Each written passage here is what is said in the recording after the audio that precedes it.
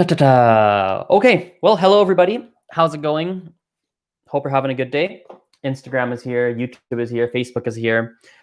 This is another episode of what's called Azren's Journal. Now, this is something that's new for Instagram and Facebook. I don't typically post these to Instagram, Facebook. Usually it's only YouTube, but today I thought, why the heck not? Let's get this going on different places, because why not, I suppose. And if you're new to this, this is basically where I share a lot of the insights into my personal language learning journey, and of course, anything else that I'd like to share.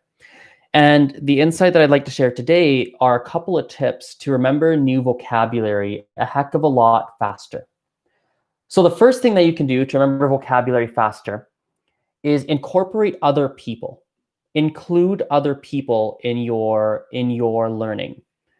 Often, in my experience, when people think about learning new words, they picture themselves at home with a pen and perhaps writing vocabulary, or maybe with a book and reading something, or perhaps with their phone and using an application, they picture themselves alone doing something at home, watching a video, doing something at home to help them remember and learn and remember new words.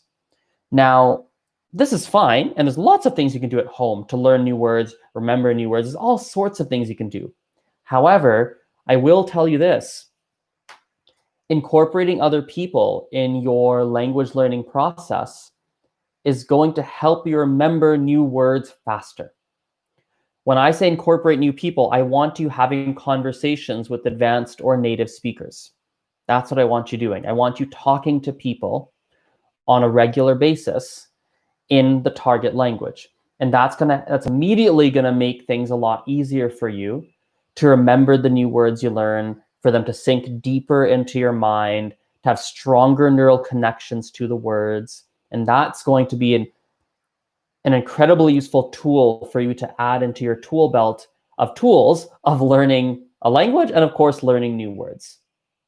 I encourage you as well at home, if you want to quiz yourself, you want to do flashcards, you want to watch videos and listen to podcasts and songs and look up the words you don't know and put sticky notes around your home, label your house. You want to do things by yourself, go ahead. And they're all very, very effective. There's a lot of things you can do at home. But I think a lot of the things that you can do at home, often people are doing some of those things that they can do at home. And they're not spending, a lot of people I meet anyway, not everybody, but many of them are not spending a lot of time practicing with other speakers of that language. They're not spending a lot of time with that. Now, the second thing I'd like to say is I want you to use translation as a glue. Use translation as a glue. Most people use translation as a hammer. And you're like, what are you saying, Azren? You use translation as a hammer, as glue? What are you saying? Well, let me explain. Most people use translation as like a hammer. They use it as a tool to actually help them learn the language. They use it as a tool to directly learn the meaning of words. They say, okay, look, for example, they say, okay, Azren, let's see, let's do this one here. For example, scissors. So you learn scissors is ciseau in French. Ciseau, scissors, ciseau. And like, okay, great, that makes sense. Your brain's like, that makes sense. And they immediately go to translation. When they learn French or whatever language, they immediately learn ciseau equals scissors. Scissors equals ciseau. If you're using an application, maybe it's going to even quiz you later. And it's going to ask you, how do you say scissors in French? And you're going to say, oh, I learned this. Scissors, oh yes, ciseau, ciseau. And you type it onto your phone and hooray, you get it right. Or maybe you get it wrong. Who knows what happens? That's not actually what I want you to do. That's effective to an extent, and you can learn that way. You can improve your vocabulary and such. By all means, you can do that. Great, fantastic. But I want you to go about it in another way. What I want you to do instead is I want you to use translation as a last resort. I want you to do whatever you can to understand the meaning of the word without using translation first, and use translation only when needed. So let me give you an example. By the way, this is especially effective if you're using other people in your language learning process. You're doing language exchanges, you're taking private classes, conversation classes, things like that. So let's say you're talking to someone and the person uses the word ciseaux, okay? And they use this word ciseaux, or scissors in English. They use the word. And you're like, wait, what did you say? Wait, what word was that? I understood everything. What was that one word? The ciseaux? What is ciseaux? What the heck is that? And they're like, oh, ciseaux. Oh, let me show you a picture. And you go to Google Images and you show ciseaux. And they're like, oh, ciseaux. Oh, ciseaux. I understand now. I understand. I got it. Ciseaux. And then you understand. You've made a link that's much deeper than simply scissors equals ciseaux.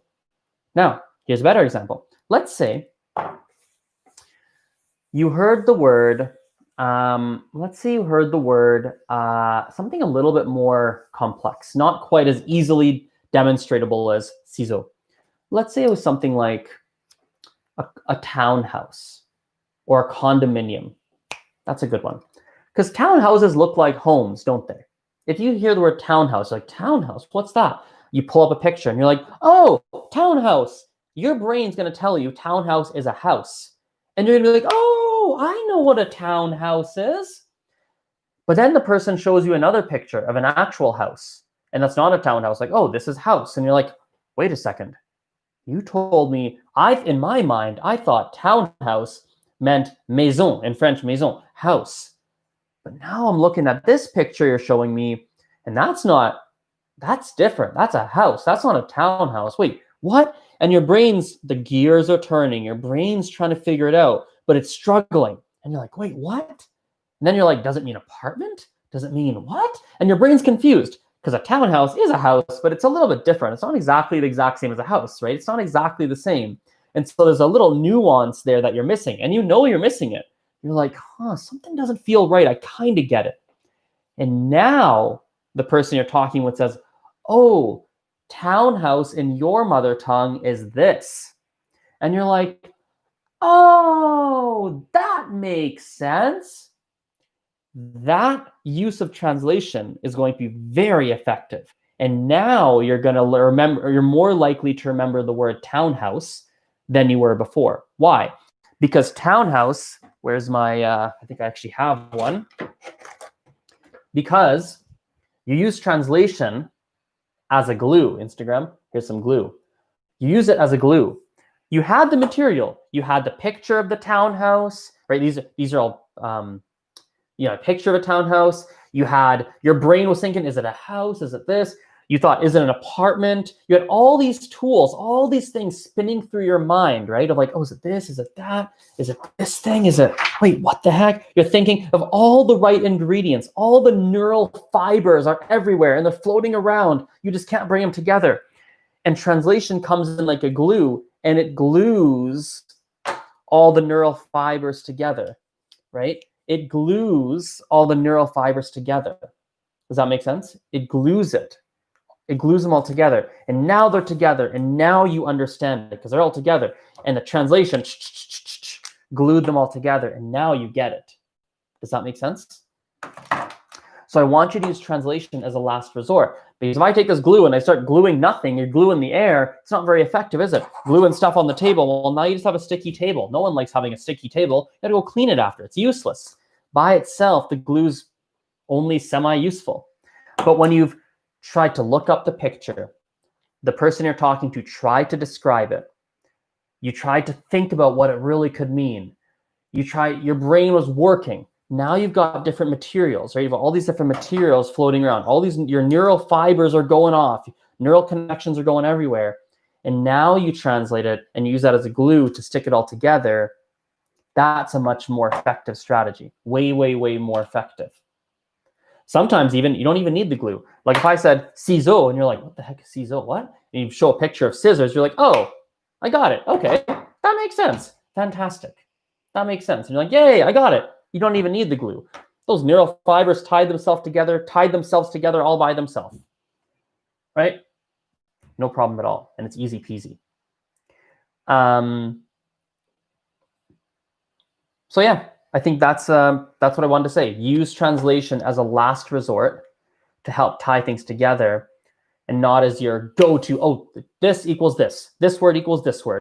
This word equals this in my first language. This word is this in my first language. This word is this in my first language.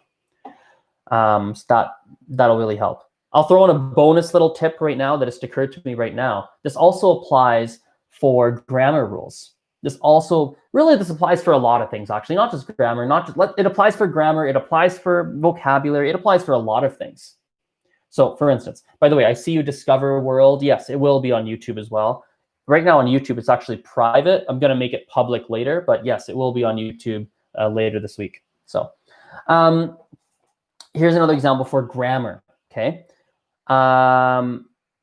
Yesterday, I was teaching a class. Right, I was teaching a French class, beginner French class, super beginner, and I'm going to do the activity I did with them. Okay. I'm going to repeat it. Now, I did it with forks, but I'll do it with pens, okay? I put this up to the screen, and I said, un stylo. Un stylo. I had the students repeat it. You repeat it too. Un stylo. Des stylos. Un stylo. Des stylos.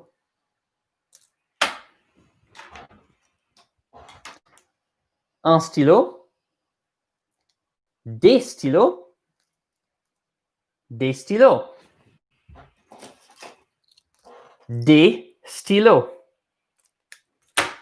Un stylo. Let's put some of these away.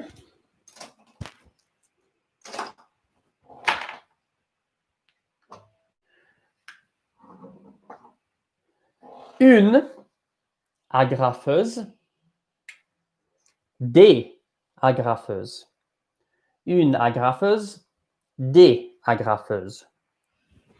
So we did this. We did this for a variety of objects. We were talking about things. We were doing a variety of different objects like this. The students have got the pattern. They figured it out pretty quickly. Like, oh, okay, when it's like un stylo, okay, un stylo, un. Des stylos, oh, des stylos. Okay, that got. I'm starting to make the connection. They're getting it. At the end, we then confirmed the grammar rule. And we said, hey, so just want to make sure. So when do we use un? Did you understand when we say un stylo? They're like, oh, yeah. Just like, and they're kids. It's like, yeah, it's easy. They're like, well, there's one. I was like, what about day? Like, day is like, there's like day. There's like a whole bunch of them. It's like 1 or 2, 5, sometimes 100, they said. There's day, like more than one. And I was like, yeah, very good. Good. Yeah, that's correct. Excellent. So notice what I did. The grammar rule came second. That's like translation. Just like translation comes second, translation's your last thing that you resort to. The grammar rule, you can still teach it, no problem. But you do it later. You don't do it up front. You don't go grammar rule, let's practice and get this in your head. First, you demonstrate it differently. You try to make a different connection to the grammar rule. They got the pattern. Those kids figured it out by seeing the objects, by listening. I could see them thinking, like, sometimes I was showing them forks, and I was like, and I asked them, une fourchette? And I tried to hold up like 2, and they'd be like, you can see them thinking, like, they'd be like, non, des fourchettes. I'm like, oui, des fourchettes. Oh, and you can see them thinking. I can see they're trying to process it. And then me just quickly explaining the grammar rule to confirm, right, just to confirm it, at the end, that was like the glue that helped glue it all together. They're like, oh, okay, yeah, that's what I thought, is what they said. Yeah, that's what I thought it was. And the glue just gave them confirmation that that is what they thought it was. And they thought they really had it. They really did understand. So grammar works that way. Vocabulary works that way. A lot of things in language work that way, a lot of it. So, all right. Hopefully that's helpful for you guys. Have a good rest of the day. Let me end Instagram first. See you. Goodbye. And then we'll end up YouTube and Facebook. Have a fantastic day, and I look forward to seeing you later. See you.